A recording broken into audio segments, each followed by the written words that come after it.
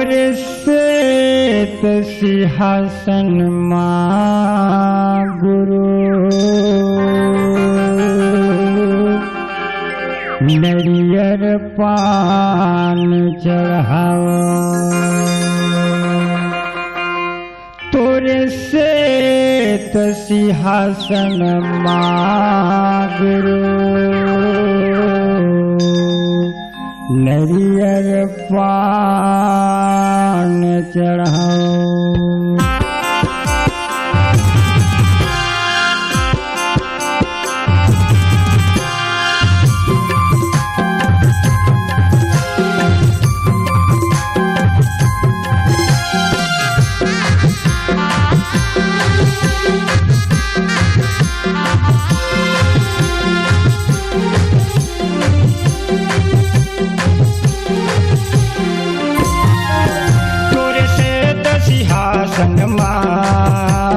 नरियर पान चढ़ावा।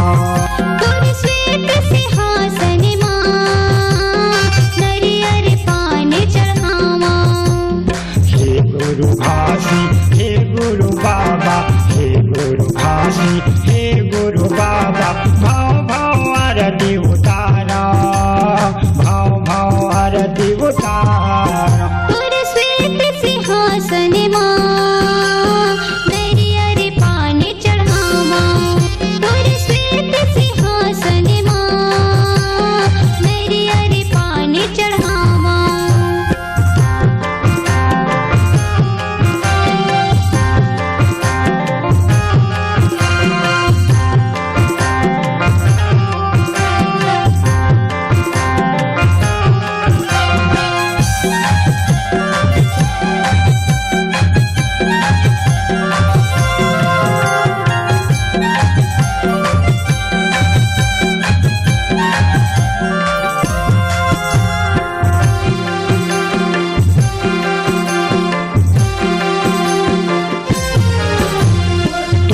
चरण के हे गुरु बाबा, तन मन में ध्यान लगावा।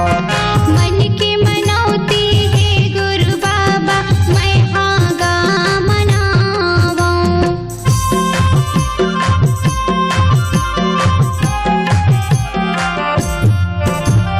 तोर चरण के हे गुरु बाबा, तन मन में ध्यान लगावा।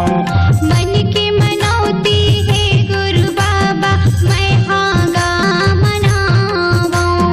दया के सागर हे गुरु स्वामी, दया के सागर हे गुरु स्वामी, चरण के अमृत पाओ, चरण के अमृत पाओ।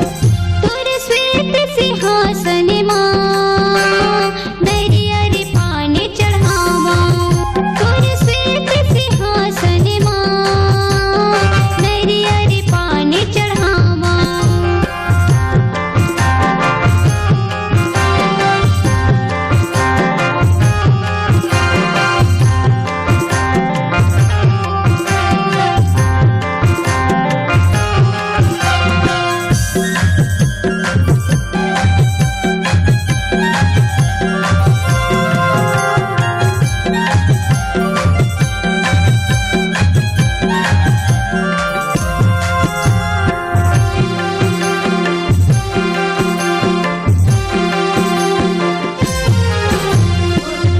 कर दिया मन कर बाती, हृदय माँ जलाए।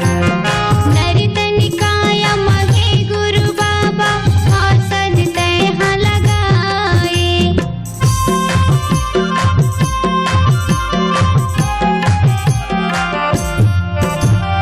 तन कर दिया मन के बाती, हृदय माँ जलाए।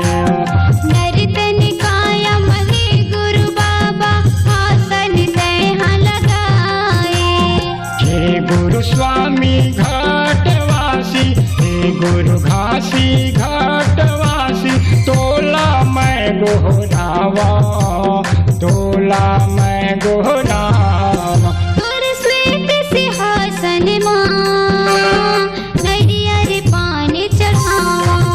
तोरे श्वेत सिंहासन मां नरियर